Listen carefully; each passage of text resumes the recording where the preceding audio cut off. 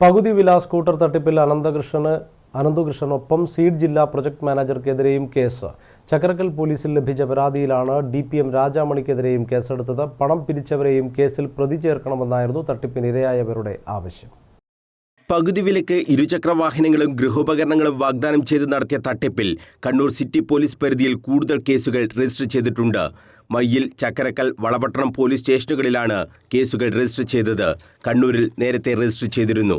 Edakkad block seed president താജുദ്ദീന്റെ പരാതിയിൽ Chakkarakkal police register ചെയ്ത കേസിൽ സീഡിന്റെ ജില്ലാ പ്രോഗ്രാം മാനേജറായ മയ്യിൽ കണ്ടക്കൈ സ്വദേശി രാജാമണിയും പ്രതിയാണ്. 6ാം പ്രതിയായാണ് രാജമണിയെ ചേർത്തത്.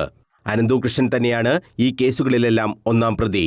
അനന്തകൃഷ്ണന്റെ അക്കൗണ്ടിലേക്കാണ് പണമെല്ലാം പോയതെന്നും ഇതിൽ തങ്ങൾ കുറ്റക്കാരല്ലെന്നും തങ്ങളും വഞ്ചിക്കപ്പെട്ടു എന്നുമായിരുന്നു സീഡിന്റെ കോർഡിനേറ്റർമാരും പ്രൊമോട്ടർമാരും പറഞ്ഞിരുന്നത്.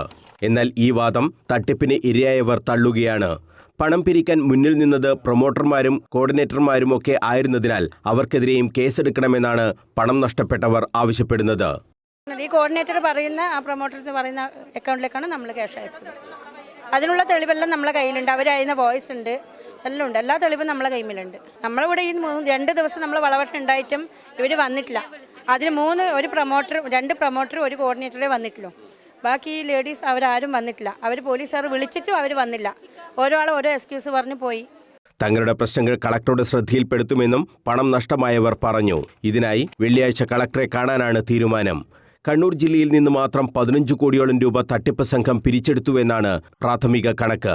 അന്വേഷണം ഏകോപിപ്പിക്കുന്നതിനായി പരാതി ലഭിച്ച സ്റ്റേഷനുകളിലെ SHOമാരെ ചേർത്ത് പ്രത്യേക അന്വേഷണ സംഘത്തെയും രൂപീകരിച്ചിട്ടുണ്ട്. News bureau, Kannur.